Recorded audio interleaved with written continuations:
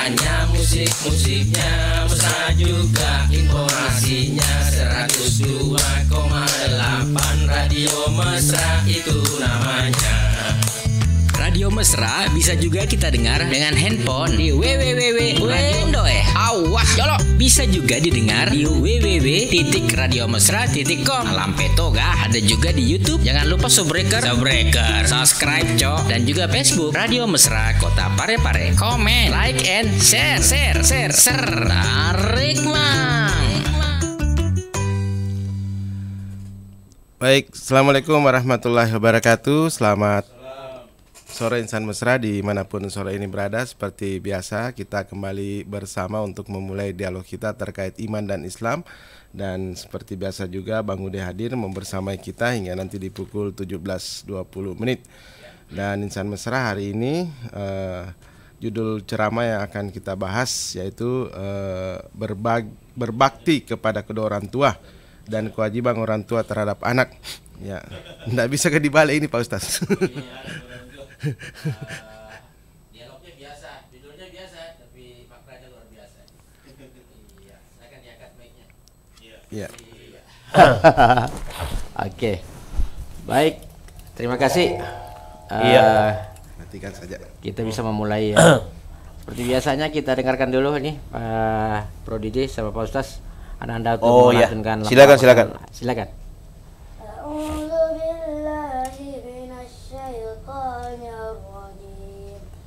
Bismillahirrahmanirrahim. Aiza kunna izaman nakhira qalu tilka izan qarratun khasira fa inna hiya zajratun wahida fa iza hum bisahira hal ataka hadithu Musa إذ ناداه ربه بالوادي المقدس طوى اذهب إلى فرعون إنه طغى فقل هل لك إلى أن تزكى وأهديك إلى ربك فتخشى فأراه الآية الكبرى صدق الله العظيم. Masya Allah. Terima kasih Sikri. Ya. Alhamdulillah di hari ke 13 ya. malam ke-14 ya. Malam ke-14. Luar biasa malam hari ini. Mudah-mudahan kita mendengarkan fadilahnya lebih dahsyat lagi nih fadilahnya nih. Iya. Silakan Pak Gede untuk fadilah sebentar malam ya. Bismillahirrahmanirrahim. Assalamualaikum warahmatullahi wabarakatuh. Insan mesra beruruji dengan Bang Maman. Ya. Alhamdulillahirabbil alamin wassalatu wassalamu ala asyrafil anbiya'i wal mursalin sayyidina Muhammadin wa ala alihi wa sahbihi ajma'in amma ba'd. Insan mesra, sebentar malam kita memasuki malam yang ke-14 di bulan suci Ramadan dengan judul birrul walidain atau berbakti kepada kedua orang tua. Kemudian adapun fadilah sebentar malam, Om Bas itu siapa yang tarawih sebentar malam, maka sholat tarawih kita itu akan dipersaksikan oleh para malaikat. Jadi bukan lagi ibadah kita yang bersaksi kepada Allah, tapi malaikat langsung yang bersaksi bahwa sesungguhnya dia sudah salat tarawih tadi malam.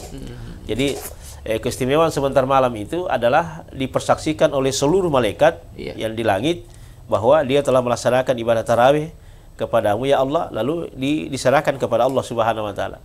Jadi bukan kita lagi, tetapi malaikat yang langsung mempersaksikan itu kepada Allah Subhanahu wa taala. Bahasa kerennya juru bicara, itulah ada beberapa keistimewaan yang kita dapat ketika kita melaksanakan ibadah kepada Allah. Artinya semua ibadah itu tidak ada sia-sia yang kita laksanakan. Makanya itu ada namanya konteks amal soleh. Jadi amal soleh itu maknanya adalah amalan yang dikerjakan sesuai dengan waktunya. Sholat Isya 4 rakaat, waktunya sholat Isya. Nah, itu namanya amal soleh. lampu merah kita berhenti, itu sudah amal soleh. Amal soleh, karena sesuai dengan aturan ya. Aturan sesuai ya. dengan aturan. Nah, katanya amal soleh ini tidak akan bisa berkhasiat ketika kita tidak mempunyai amal bakti kepada kedua orang tua. Oh iya. Jadi kan gini, sholat kita, tahajud kita, puasa kita, zakat kita, infak sedekah kita, itu bagus semua. Tapi gugur semua itu karena durhaka kepada orang tuanya. Wah. Bukan lagi bahasa durhaka ya.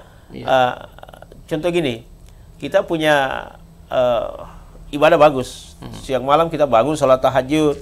Bahkan kita rajin bersedekah. Diakui di kampungnya itu bahwa orang yang paling bagus di kampung itu dengan ibadahnya tidak ada bisa menandingi. Paling hebat. Paling hebat.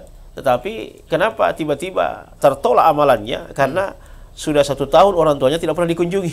Itu. Gara-gara itu. Iya. Jadi ada hal-hal yang memang bahwa nasangnya ogi itu tomato wae puang Allah taala manlino. Iya. Nah, makanya itu apa kata Rasulullah sallallahu alaihi wasallam? Bahwa ridha Allah ridha walidaini wa suhtullah fi suhtil walidaini. Jadi ridha Allah itu tergantung kepada ridhanya kedua orang tua. Dan murka Allah itu tergantung kepada juga murkanya kedua orang tua. Iya. Berarti enak dong yang yatim piatu ini, misalnya yang masih kecil sudah ditinggal orang tuanya. Bukan juga, artinya beda ya. Rasulullah sallallahu alaihi wasallam itu kenapa ketika masih kecil orang tuanya meninggal dunia? Ya karena memang Allah jaga itu. Rasulullah bahwa dia harus anak yatim piatu karena alasan kedua bahwa yang Allah ingin yang merawat itu dan menjaga Rasulullah sallallahu alaihi wasallam. Jadi bukan orang tuanya, tetapi Allah sendiri yang ingin merawatnya. Nah, seperti itu. Jadi maka itu ada beberapa alasan ketika orang tua beliau meninggal dunia, bahwa memang dijaga dari kedurhakaan kepada orang tua, dan yang kedua memang Allah ingin yang langsung mendidiknya, bukan orang tuanya. Ditempa dari rasa kemanjaan ya, agar tidak manja lagi, mandiri. Nah, makanya itu kata Nabi, fa ammal yatima fala taqhar wa ammas sa'ila fala tanhar. Jadi ada hal-hal yang memang bahwa Nabi itu pernah berkata, anak yatim itu bersamaku dalam surganya Allah Subhanahu wa taala. Anak yatim itu. Iya, anak yatim itu.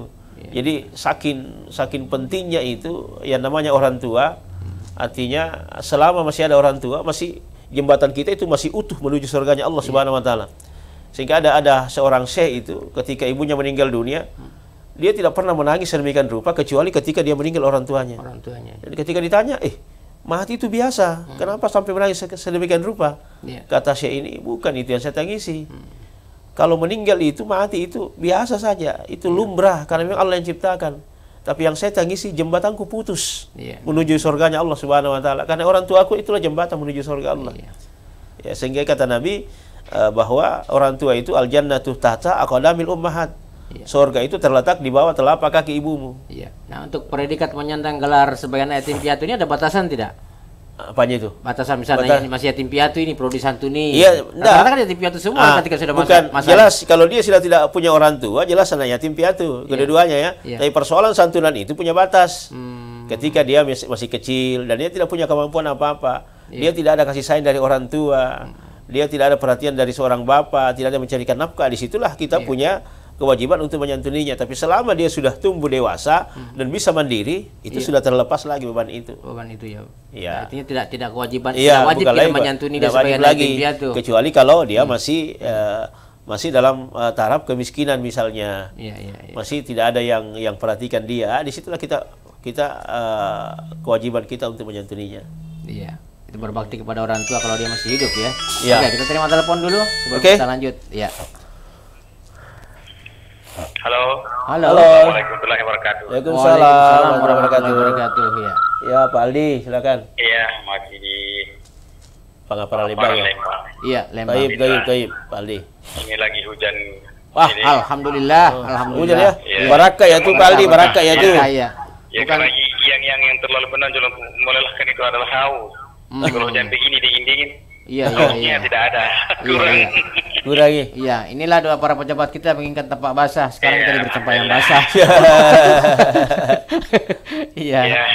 Ini pembahasannya masalah orang tua ya dengan anak. Iya.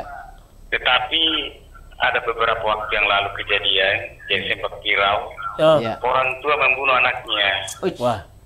Di daerah Pindrang atau daerah mana dulu itu ya. Iya. tega membunuh anaknya karena satu alasan tidak bisa kasih makan atau bagaimana. Banyak kita pantau di berbagai pemberitaan, apakah di sosial media ataupun di layar kaca, orang tua tega menenggelamkan anaknya ke dalam kolam atau macam-macam.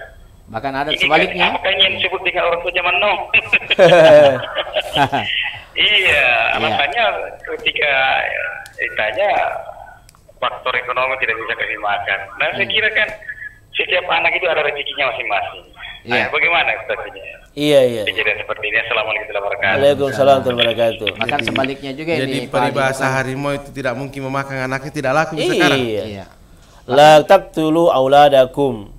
Janganlah engkau membunuh anak-anakmu. Maknanya di sini adalah kita tidak memberi pendidikan, tidak mengajarkan anak dengan agama, lalu tidak membimbing dia ke arah yang baik dan benar.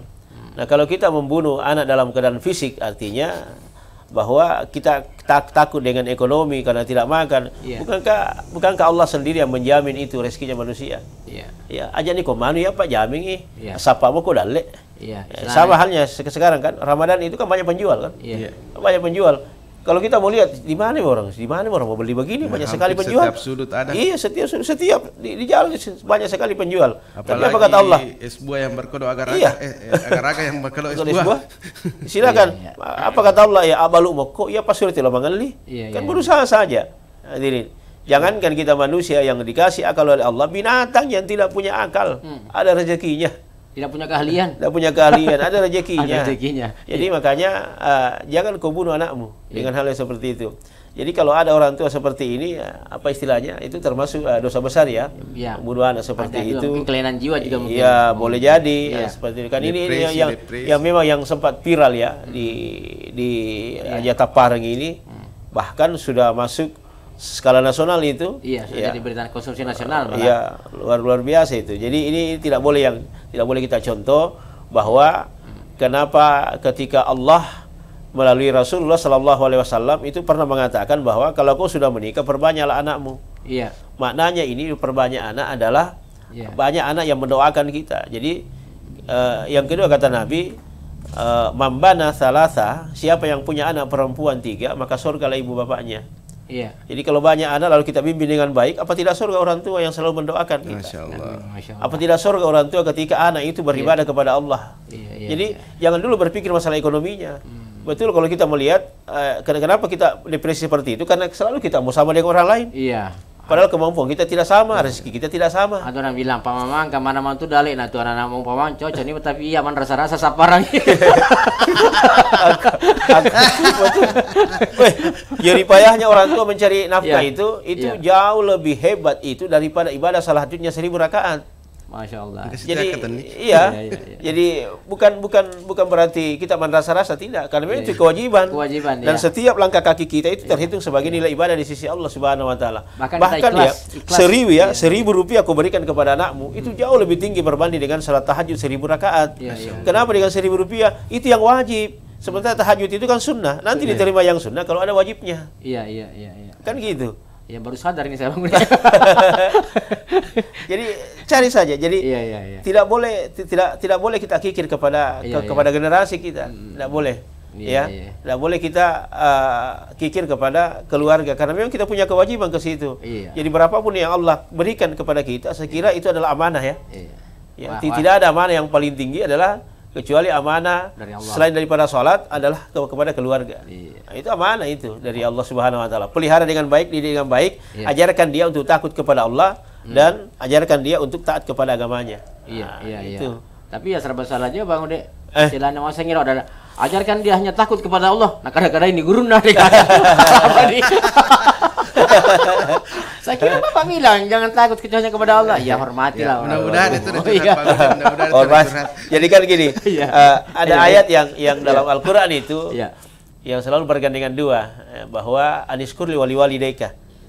Bersyukurlah kepadaku kata Allah dan berterima kasihlah kepada kedua orang tuamu. Jadi harus begitu. Jadi makanya itu kalau orang tua baik, maka insya Allah anak juga bisa ikut menjadi baik karena dia menjadi teladan. Bahwa sebelum anak mengenal Allah, dia lebih dulu dikenal adalah orang tuanya. Itulah Tuhan baginya. Iya. Jadi kalau ada anak yang orang tua membunuh anaknya, itu fatal sekali. Fatal ya. Jadi bukan hari ini saja. Apakah itu dikatakan orang tua zaman now? Enggak. Iya. Di zaman Nabi sudah seperti itu. Zaman jahiliyah. Zaman jahiliyah. Mungkin saja ini kembali kita ke zaman jahiliyah ini. Lebih jahiliyah lagi kita. Lebih jahiliyah daripada yang jahiliyah. Iya. Dulu kenapa dikatakan jahiliyah? Karena tidak ada petunjuk. Tidak ada petunjuk, ya. Sekarang banyak masa kebodohan. Sekarang ada petunjuk. Gara-gara ekonomi kita harus membunuh anak kita, luar biasa. Iya. Itu di zaman sebelum Rasulullah diutus menjadi nabi dan rasul, itu mereka malu kalau mereka punya anak perempuan lalu dia kubur anak perempuannya hidup-hidup. Termasuk Umar ya. Iya, termasuk Umar waktu itu ketika belum Islam. Makanya itu Umar Ibnu Khattab ketika menoleh ke kanan, dia tersenyum. Ketika dia menoleh ke kiri, dia menangis sedih. Lalu apa kata Sayyidina Ali? Ya Umar, limata Umar, kenapa begini? Menoleh ke kanan engkau gembira, tersenyum, tapi menoleh ke kiri engkau menangis. Saya kalau menoleh ke kanan saya tersenyum itu karena saya ingat waktu saya jahiliyah dulu. Saya membuat patung dari gandum, lalu saya jual. Lalu maka Tuhan siapa beli Tuhan dari tepung. Tapi saya lapar, kumakan tangannya. Jago tonges.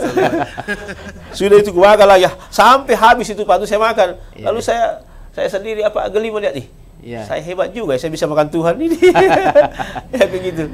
Kemudian belum ada petunjuk kemudian saya menoleh ke kiri, saya sedih karena saya ingat waktu saya jahiliyah dulu, saya pernah mengubur anakku hidup-hidup.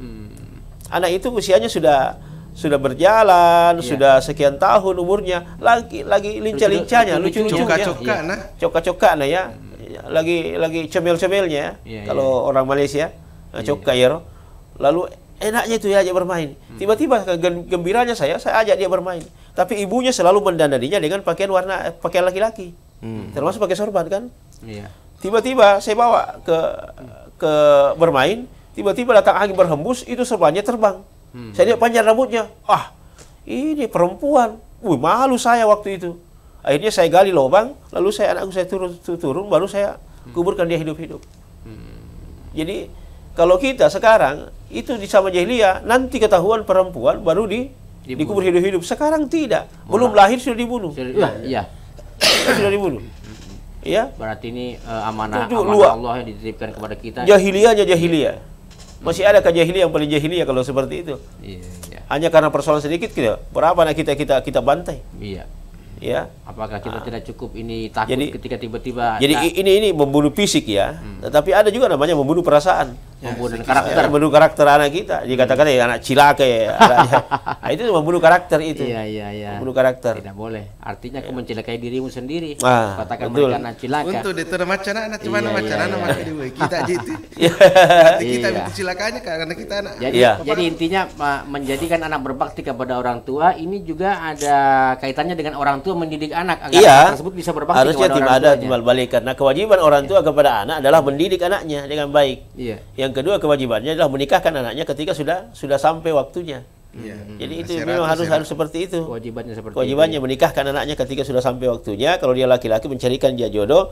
Kalau dia perempuan ya menunggu laki-laki melamar dia kemudian menikahkannya. Seperti itu. Kalau anak ya kewajibannya sampai orang tua meninggal dunia tetap anak berbakti kepada orang tua. Hidup tetap kita berbakti dan ketika dia meninggal dunia tetap berbakti kepada orang tua. Bagaimana baktinya ketika dia hidup? Ya layani dia dengan baik. Fala taqul lahuma uffin. Janganlah engkau berkata dan cis. Ya kepada orang tua. Jangan bentak. Jangan bentak dia. Meskipun dia orang tua kita dalam artian bahwa dia mengajarkan engkau untuk melakukan kemaksiatan bahkan durhaka kepada Allah, tetaplah engkau berlaku baik, bantahlah dia dengan cara yang bijaksana. Itu tidak boleh kita dan hal mendidik ini Bang Ude dimulai dari mana? Umur berapa? Sebenarnya pendidikan itu anak itu kalau kita lihat bukunya Prof. Sakya Darajat, itu anak itu dididik sejak dalam rahim dalam kandungan. Makanya kita usapkan ke bawah la ilaha illa anta subhanaka inni kuntu minaz zalimin. Dan ketika lahir kita didik lagi, kasih nama yang bagus-bagus. Lalu kita hakikah dia sembelihkan kambing dengan niat bahwa saya sembelih kambing ini dengan niat bahwa seluruh sifat hewan yang melekat pada anakku aku sembelih. Itu makna hakikah ya. Lalu menggunting rambutnya. Sesudah itu pada saat dia sudah kan dia berproses. dari merangka, kemudian Joko tak busuang, kemudian sudah berdiri, berjalan, dan ketika dia sudah bisa bercakap-cakap, maka dia dicontohkan itu oleh orang tuanya adalah perbuatan yang baik. Misalnya mengajari memasangkan celana kaki kanan dulu nak, seperti itu bisa saja. Kanan dulu nak, makan beri salam nak, beri salam kalau seperti ini. Kemudian bismillah kalau kita baca basmalah kalau kita mau makan. Itu kan pendidikan yang seperti itu. Hal-hal yang kecil dan itu terekam dalam otaknya. Kenapa? Karena anak itu kalau masih kecil itu otaknya masih kosong. Jadi masih kuat rekamannya itu, masih kuat. Memperkenalkan dengan ayat-ayat, kalaupun memperdengarkan dia ketika kita ayun. Ya, ini pendidikan juga ya. Lagu-lagu nasyid kah, ngaji kah, Kalau kita mendownload anak kan, bahasa kerennya sekarang gitu. Mendownload ya. Mendownload anak. Mendownload anak ya. Download ya istilahnya. Diayun anak itu minimal lagu-lagunya salawat. Salatullah salamullah itu kan didengar kan, telinganya itu kuat merekam itu. Lalu kita ada ayat-ayat kita hafal Yasin wal Qur, boleh. Daripada lagu-lagu cinta. Yang seperti itu kan artinya rekaman pertama. Kenapa diasankan anak ketika dia lahir? Kalau dia laki-laki, selamatkan kalau dia perempuan, karena rekaman pertama yang didengar anak adalah kalimat tauhid la ilaha illallah. Kan ini telinganya mendengar. Sampai dia meninggal dunia tidak akan pernah mati telinga. Al-yawma nakhtimu ala afwahihim wa tukallimuna aydihim wa tashhadu arjuluhum bima kanu yaksibun. Tetap mendengar itu. Makanya selalu kasih kata-kata yang indah. Nah, ketika dia sudah tumbuh dewasa seperti sekarang, apakah dia ke SMP, apakah dia SD, SMA, maka hendaklah selalu kata-kata yang bijak yang didengar. Selalu yang enak didengar. Ada satu penelitian dari Jepang, saya tidak tahu itu Dr. Hashimoto kah itu, bahwa Prof. Hashimoto itu pernah meneliti dua gelas air ya. Yang air itu yang diteliti, satu yang dikasih kata-kata yang bagus, yang satunya air itu dikasih kata-kata yang jelek, lalu dimasukkan di kulkas. Beda reaksinya ya. Iya. Dan ketika dibuka, ternyata yang dikasih kata-kata yang bagus itu bentuknya seperti berliang yang indah. Molekulnya ya. Molekulnya kan. Ketika diteropong, luar biasa ini. Ini yang dikasih kata-kata yang jelek, yang air gelas yang satu itu jelek sekali bentuknya. Lari kita kepada anak. Berarti bereaksi juga ya. Iya. Benda itu dalam tubuh manusia berapa persen air? 98% kalau tidak salah ya. 90% ya? 90%-an ya. 10% kan darah. Maka ketika orang tua memberi kata-kata yang bagus kepada anaknya, apa tidak molekul dalam air itu cairannya dia berbentuk mutiara. Bagaimana perasaan anak? Nak begini nak. Kita ini sopan sekali kepada siswa tapi anak sendiri tidak pernah sopan. Bagaimana dengan itu Pak Ustaz? Ada juga cokan anakku muka cali data dulu nak, muka cali data dulu. Itu kan memainkan kan? Memainkan perasaan anak kan. Memang anak kan selalu ada mimiknya seperti itu. Mimik gemes kan. Nak muka marah dulu nak. Kan itu kayak yang mau dilihat ya, reaksinya tuh. Muka marah, bagaimana muka marah? Bikin takut dulu nak. Kan begitu. Tapi itu kan tidak bukan doa misalnya bukan artinya itu bahasa kegembiraannya orang tua dulu, karena memang anak-anak belum paham yang seperti itu, yang ada terekam dalam otaknya memang bahasa itulah ekspresi bahagia ekspresi bahagia kan seperti itu modelnya. Cuma jangan juga saking bahagianya sampai mengatakan anak siapa ini anakmu gitu siapa sih anak ini anak siapa ini kesangkali anak anak siapa sekarang ini lalu bapak nama anak mau gitu. Itu jadi sangat penting memang mendidik anak agar dia berbakti kepada orang tua ya. Artinya memang kewajiban anak itu kepada orang tua itu tidak pernah lepas ya. Meskipun anak sudah menikah itu tetap punya kewajiban dan berbakti kepada orang tuanya. Jadi ada kisah Nabi dulu itu ketika suaminya berangkat perang, lalu apa kata suaminya? Jangan tinggalkan rumah jangan keluar rumah sebelum saya datang. Lalu berangkat dia berperang. Tiba-tiba ibunya sakit, datang utusan. Sakit ibumu, pergi jenguk. Bilang enggak, dilarang kak sama suami keluar, belum datang. Datang lagi keduanya, sakit keras ini. Wah, suamiku belum datang. Datang lagi ketiga-ketiga, pamadan indokmu. Belum keluar, belum pergi lagi jenguk. Sampai dia meninggal dunia, sampai dikebumikan tidak datang. Lalu dilapor sama Nabi, ya Rasulullah, ada itu anak durhaka sekali sama orang tuanya, sakit tidak pernah jenguk. Wifamadi itu, letu matena sampai dia dikemumikan tidak datang. Iya. Bilang kenapa memang? Katanya dilarang oleh suaminya keluar rumah sebelum dia datang. Apa kata Nabi? Orang tua itu diampuni dosanya oleh Allah karena dia punya anak yang berbakti kepada suaminya. Wih, Itu luar biasanya itu. Iya, angkalnya Indo-Indo. Ya kan? Tempatnya begitu. Iya, betul. Tetapi sebaliknya, ketika kita menyakiti hati orang tua, gara-gara itu Alqamah itu tidak mampu melapaskan kalimat la ilaha illallah. Wih, ketika sakaratul mautnya ya. Sakaratul maut karena dia tersinggung dengan perilaku anaknya kan. Iya, Pergi ke rumah orang tuanya, tiba-tiba yang diperhatikan adalah istrinya, istrinya sendiri itu. Selalu diperhatikan, dia perhatikan orang tuanya, tersinggung orang tua, pulang. Iya. Maka apa kata orang tuanya itu? Orang tua tidak boleh sembarang ngomong. Iya. Doanya itu kan, ya Allah jangan engkau matikan Alqamah sebelum engkau balas perlakuannya kepada saya. Nah, itu kan begitu kan, jengkel ibunya kan. Iya. Akhirnya ketika sakaratul maut tidak mampu melepaskan kalimat la ilaha illallah. Apa kata Nabi? Masih ada orang tuanya ini Alqamah? Masih ya Rasulullah. Didatangi. Kenapa ini Alqamah sampai ini sahabat saya yang taat, kenapa tidak mampu melepaskan kalimat la ilaha illallah? Dia bilang, tasik ke nyawaku ya Rasulullah. Nah jam pagila dia benih dia jampai kasih. Lo kak bolana. Lalu kalau memang kau tidak maafkan, biarlah Alqamah dia mati dalam kekafiran. Belum juga dimaafkan. Akhirnya kata Nabi, kumpulkan kayu. Bakar Alqamah hidup-hidup. Iya. Tapi orang tua mana yang tiga melihat anaknya dibakar hidup? Iya. Akhirnya dia mengatakan, ya Rasulullah, saya ampuni dan saya maafkan anakku. Langsung seketika terucap kalimat la ilaha illallah, dia pun meninggal dunia. Di dunia saja kita sudah dapatkan ketika durhaka kepada orang tua. Ya, betul. Apalagi sampai ketika kita di akhirat. Makanya kalau orang tua sudah meninggal dunia, tidak ada salahnya datang berkunjung ke kuburannya, siarai dia, doakan dia, ya minimal sebutkan kebaikannya. Dan sampai itu. Sampai iya. Dan terus itu mengalir pahala di sisi Allah Subhanahu wa taala. Kalau aku punya harta benda, sedekahkan atas nama orang tua. Arogia paga tumatuai kasi nareko angka waramparana salaiki, dia kada silakai waramparana. Berapa banyak tanah ditinggalkan kita, berhekto-hekto sawah. Ada empa yang ditinggalkan, lalu ada hasilnya tidak pernah kita bersedekah atas nama orang tua. Seperti itu. Lebih fatal dia tuntut orang tuanya gara-gara harta warisan. Ini yang parah ini. Saya paling tidak enak melihat berita. Iya. Paling tidak enak melihat berita seperti itu. Saya ganti channel. Iya. Kalau ada begitu, orang tua anak tuntut orang tuanya gara-gara kayu. Waduh, sudah lebih dari durhaka lagi nih. Gara-gara kayu di kebunnya juga. Iya, di kebunnya. La ilaha illallah. Saya lebih pindah channel. Ya, bagaimana ini Bang Ude? Itu kan ada anjuran kita untuk mendidik anak, misalnya di umur 7 tahun kalau tidak mau sholat 10 tahun. 10 tahun ya? Ya 10 tahun. Legasa. Tapi kan ada juga keraguan sekarang tentang undang-undang perlindungan anak. Iya. Nah, bagaimana dengan itu? Ini kan bertentangan dengan anunya. Ya sebenarnya tidak. Perilaku kita kepada anak.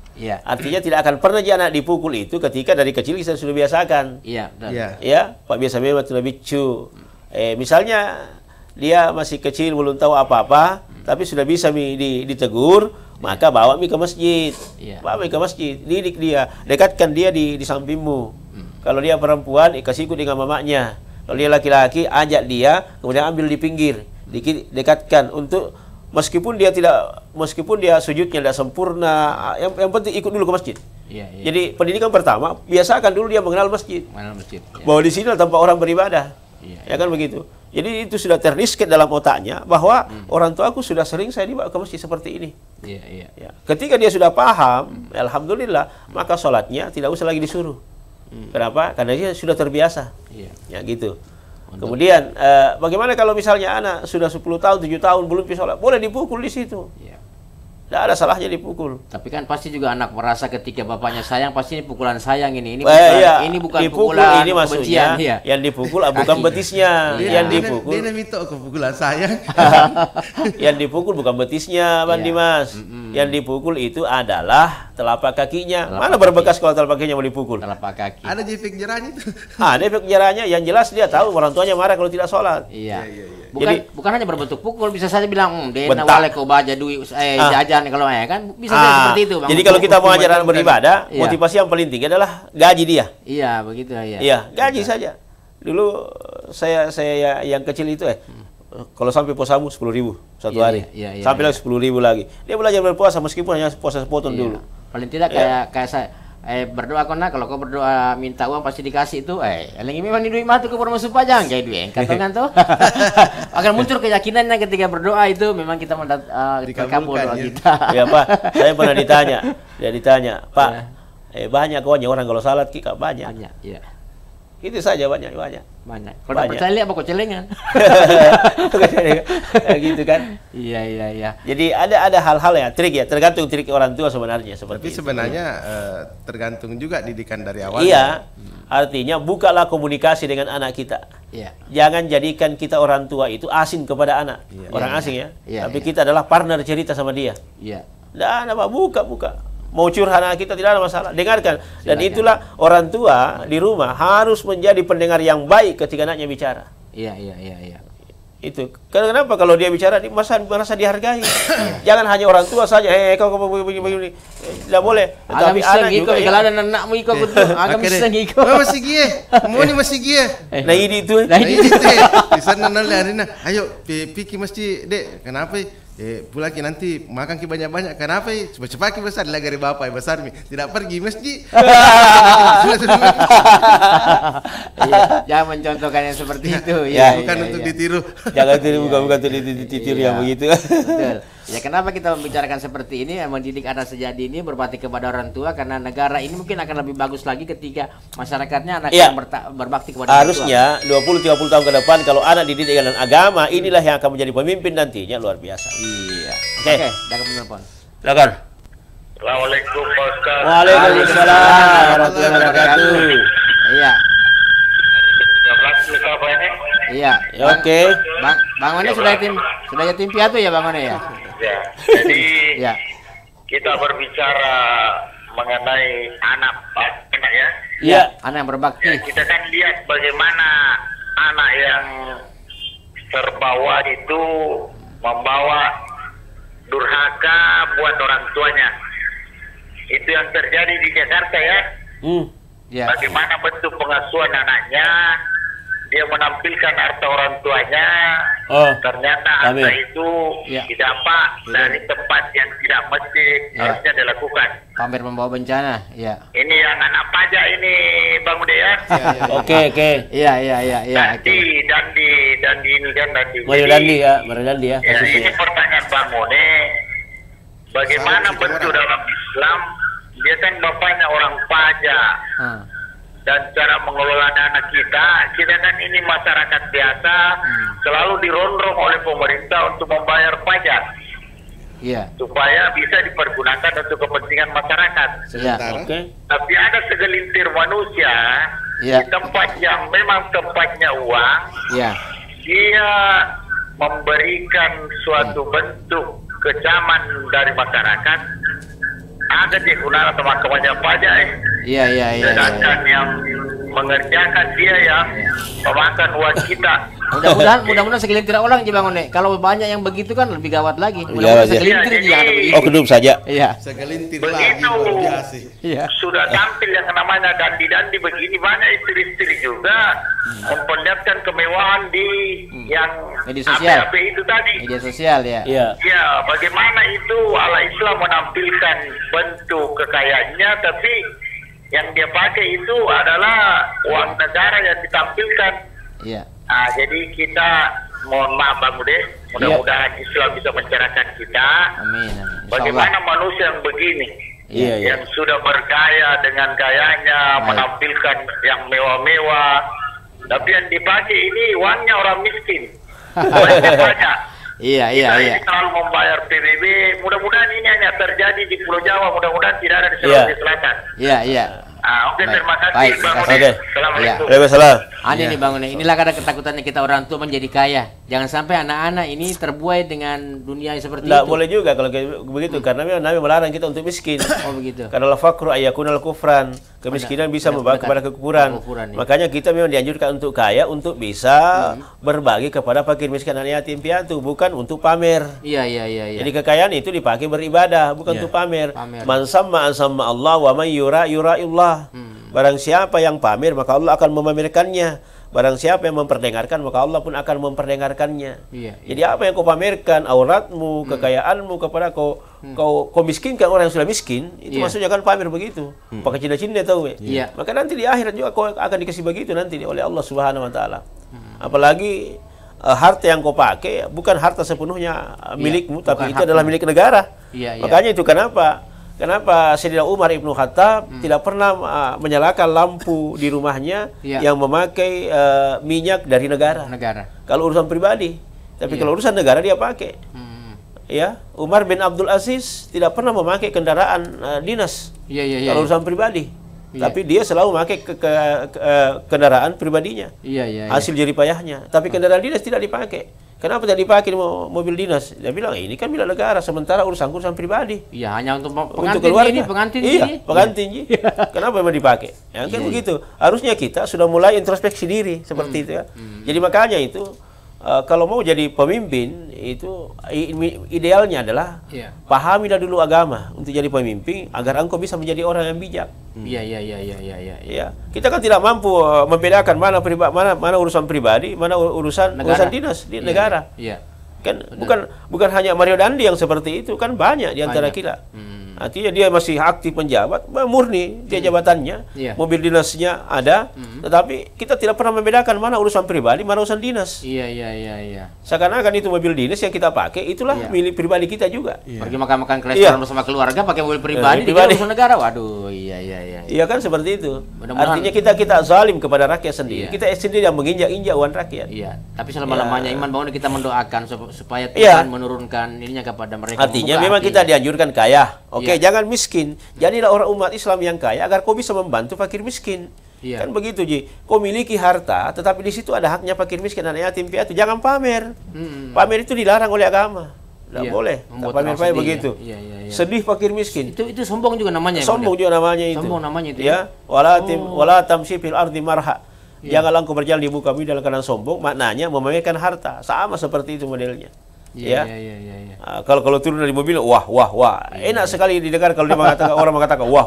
Luar biasa. Ini tidak boleh. Kita zalim kepada masyarakat kita, ya. Jadi ini juga kepada anak-anak kita yang mungkin punya harta benda, orang tuanya kaya. Jadi itulah istilahnya kan. Kalau orang tua kaya, anak jadi raja. Kalau anak-anak yang kaya, kadang-kadang orang tua jadi pembantu.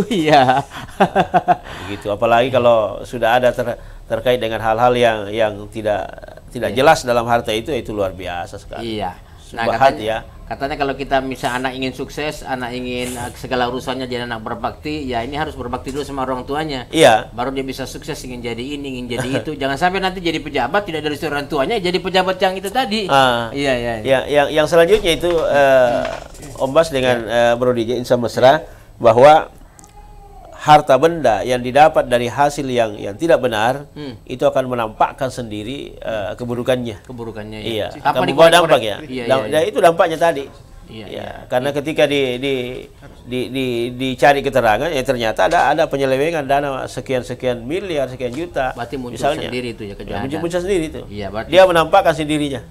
Memunculkan. Ada hal-hal yang memang yang sudah masuk dalam skenario Allah Subhanahu wa taala sehingga terbongkar ini masalah. Kan gitu. Jadi ada istilah, saya tidak mencemarkan nama baikmu memang sudah tercemar dari dulu. Cuma belum terbuka. Sekarang baru tercemar. Jadi Allah itu maha bijak memang seperti itu. Itulah gunanya kita. Jadi kita selalu menghindar ya. Jadi kalau mau harta kita sebenarnya bagus, maka berikanlah haknya fakir miskin. Berikanlah haknya orang-orang yang tidak mampu. Dibersihkan itu dengan zakat dan sedekahnya. Innalladzina yatluna kitaballah, sesungguhnya orang-orang yang membaca kitab-kitab Allah, wa iqamus shalah, dan mendirikan salat, wa anfiqu mimma razaqnahum, dan mereka diberi rezeki. Baik secara sembunyi-sembunyi ataupun terang-terangan, sirran wa alaniyatan. Mimma razaqnahum sirran wa alaniyatan. Lantabura, tijaratan lantabura. Jadi mereka itu hanya berharap di sisi Allah Subhanahu wa taala adalah pahala dan keuntungan. Dan keuntungan yang dimaksud di sini yang tidak pernah akan merugi adalah takwa dan iman kepada Allah Subhanahu wa taala. Silakan. Silakan, Bro Pon.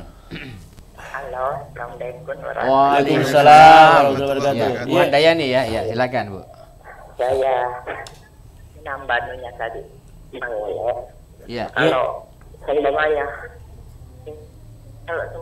pejabat yang kayaknya Prof bilang memakai uang negara, memakai uang negara untuk dibelanjakan, Kepentingan pribadinya. itu dia yang makan anak-anaknya.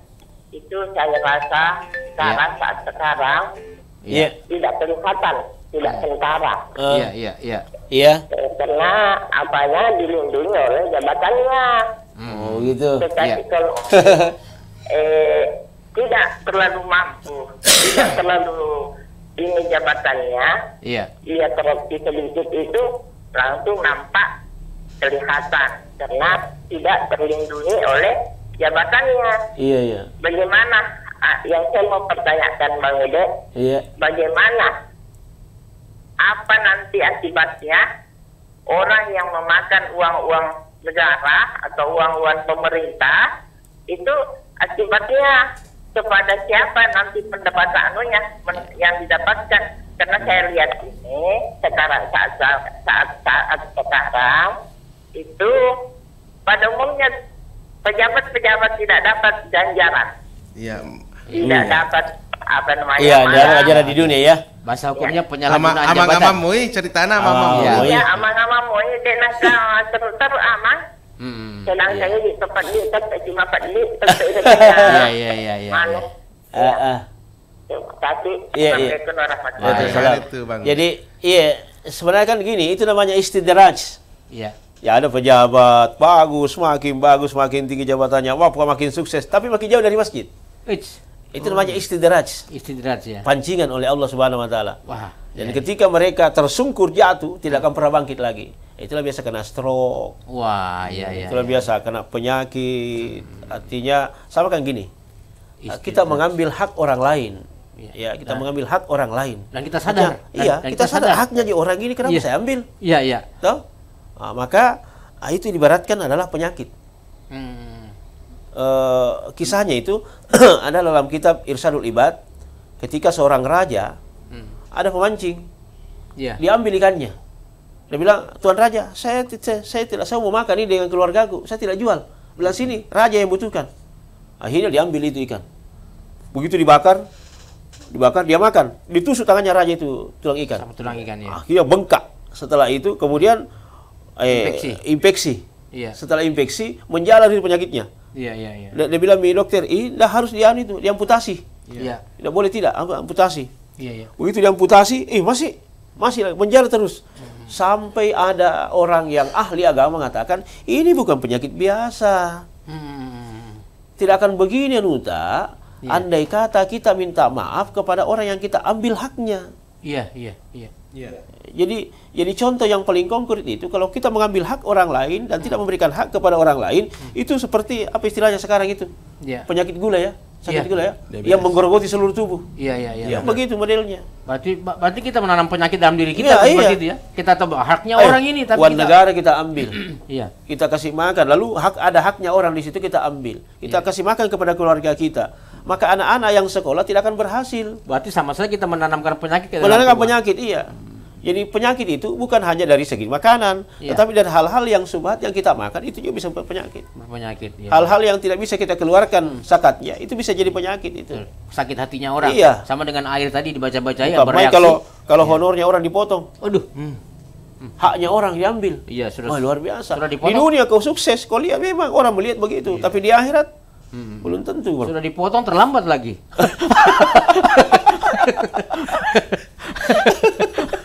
Iya. Ya apa Miro harapan nasi di sini? Harapan satu-satunya. Iya. Artinya kayak kita menganiaya orang, Iya, iya. menzalimi. Jadi Iya. bisa saja balasan itu tidak dalam bentuk fisik misalnya. Bisa. Bisa mungkin dalam Bentuk ketenangannya, kesusahan, ketenangan hidupnya iya. tidak ada. Tidak ada ketenangan. Anak-anaknya tidak ada yang beres sekolahnya. Semuanya lari semua. Iya, iya, Angka iya. 57 makosi makalesi. Tidak ada. Ya, Iya, itu iya, karena ada ya, seperti itu. unsur makanan tadi itu. Coba berapa banyak ya kita lihat. Tapi coba lihat anak-anak petani. Kenapa anaknya ringkih-ringkih satu semua? Iya nih. Karena bersih semua dia makan. Bersih. Barakah. Halal Barakah maksudnya. ya. Saya Halalnya. ada kasus itu Iya. yang luar biasa waktu terjadi pemilihan keluarga sakinah oleh Kementerian Agama Provinsi Sulawesi Selatan, itu yang ranking 1 itu yang diktator. Iya, iya. Karena dia hanya pencari kayu bakar, tapi 5 anaknya sudah profesor doktor. Woi. 2 jadi rektor, yang 3 semua ini dokter dan dosen semua. Iya, iya. Padahal dia pencari kayu bakar, saya di hutan. Nah, lebih hebat lagi yang di Goa lagi. Iya. Yang di Goa itu petani, baru dia hanya menggarap sawahnya orang.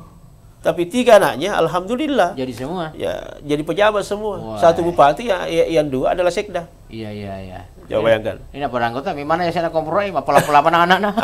Ketika ditanya apa yang kita berikan kepada anak sehingga berhasil semua sekolah, dia bilang tidak. Yang saya berikan kan barang yang bersih semua. Yang halal saja. Tidak ada yang haram, apalagi yang subhat. Tidak ada. Semuanya bersih. Berpengaruh. Gitu. Iya. Mudah-mudahan ini jadi Ya. pencerahan buat Bang One dan kita semua ya. Iya, iya. Pencerahan betul ini Bang One. Assalamualaikum. Waalaikumsalam warahmatullahi wabarakatuh. Ini bapaknya Satria dari Lanyar. Oh, ya, oh ya. Makan Silakan. lalenge. Iya. Agak nih. Ye. Bagaimana Aman, jalan? Lalenge? Jalan Larang-Nyareng sudah bagus ya? Ye. Alhamdulillah. Di penjena aku makan jalan lagi ambologo gaji ye. Iya. Bah. Ya, yang penting jalanan menuju surga masih bagus. Iya. Kita dengar lala malino lala suruh kan apa Aja tadi. Pak Iya. Ustaz ini tak makutan aja. Iya. Ye rohani waris teh bisa gak?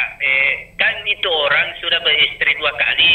Iya. Oh, iya. Jadi itu yang anak-anaknya itu dari istri pertama. Yang pertanyaan saya ini, apakah berhak itu harta warisnya dari Bapak. bapak yang dari Istri kedua. dari istri pertama yang dari anaknya itu? Oh. Misalnya dia ada sebidang tanah. Jadi itu tanah mau dijual dari istri kedua, dari anak-anak keduanya. Iya. Sebentar dulu.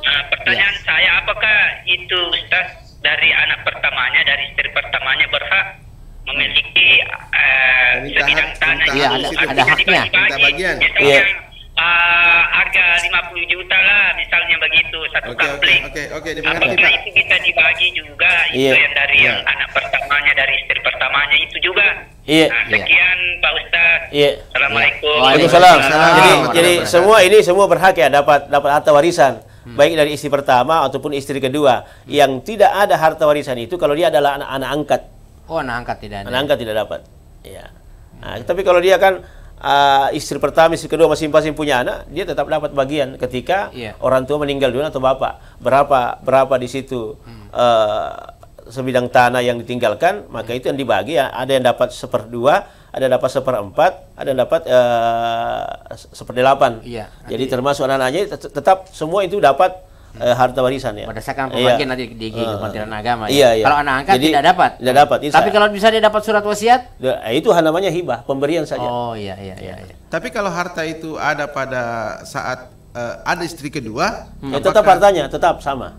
Sama itu. anak istri pertama tetap mendapat Tetap Iya. dapat harta warisan. Maksudnya bagian itu. harta gonogininya itu Iya. diraih pada saat bersama istri Iya. kedua. Iya. Meskipun dia bukan hasil usaha, tetapi ketika dia sudah menikah lagi, maka dia tetap dapat bagian dari situ sebenarnya. Meskipun Iya. di istri Tetap. kedua misalnya Iya. meli tanah apa memang Iya. balu. Iya. Atau hak nih. Ada haknya juga itu. Ya. Kamu harta Pak Satria. Oh, iya, aman nih Pak Satria. Jadi lebih aman kalau kita konsultasi ke pengadilan Iya. agama, Iya, tanyakan iya. seperti detailnya, dan itu langkah pembagiannya. Iya. Cuma itu saja, beranikah kita menerima resiko itu ketika sudah dibagi? Iya. Nah, biasanya kan begitu ada yang tidak mau terima. Iya. Nah, Betul. kenapa saya dapat seperti ini, kan begitulah ketentuan agama. Ketentuan agama. Itu adil ya. Adil istilahnya. ya. Ya mudah-mudahan Pak Satria dapat mitus persen. Berapa persen kan Pak Satria dapat? Mana Satria? Oke. Nanti makanya lagi keluar lagi. Iya. Aman. Iya, aman. Iya. Oke. Closing ya. Oke, closing. Dek, Baik, anu, saya berserah. nggak ada di daftar ceramah jadi melantai-lantai cik. Ada. Ada jadwal. Oh, iya. Oke, Sementara oke. telepon. Iya. Closing Mohon maaf ya, Minta penelpon maaf ini, ada Bang Ude. ada jadwal dulu kita closing. Iya. Ternyata ada jadwalnya Bang Ude. Iya. Oke. Iya. Silakan. Bang. Baik, Insya Mesra. Ya. Bahwa insya Allah sebentar malam ke-14 Iya. dan judul yang diembang seluruh wilayah Parepare adalah berbakti kepada kedua orang tua dengan fadilah adalah siapa yang tarawih sebentar malam, maka seluruh salat tarawih ibadahnya sebentar malam akan diperhatikan oleh para malaikat yang ada di langit. Nah, oleh karena itu insan mesra bahwa mari jadikanlah orang tua kita sebagai jembatan emas menuju dalam surganya Allah. Jangan engkau durhakai dan junjung baik dengan nilai yang terbaik orang-orang tua kita, karena insya Allah berkah di sisi Allah Subhanahu wa Ta'ala. Amin ya rabbal alamin. Demikian, assalamualaikum warahmatullahi wabarakatuh. Waalaikumsalam warahmatullahi wabarakatuh. Program Silakan, ini silakan. bisa disimak kembali di pukul 6 pagi dan juga melalui channel YouTube Radio Mesra Kota Parepare. Assalamualaikum warahmatullahi wabarakatuh. Waalaikumsalam warahmatullahi wabarakatuh.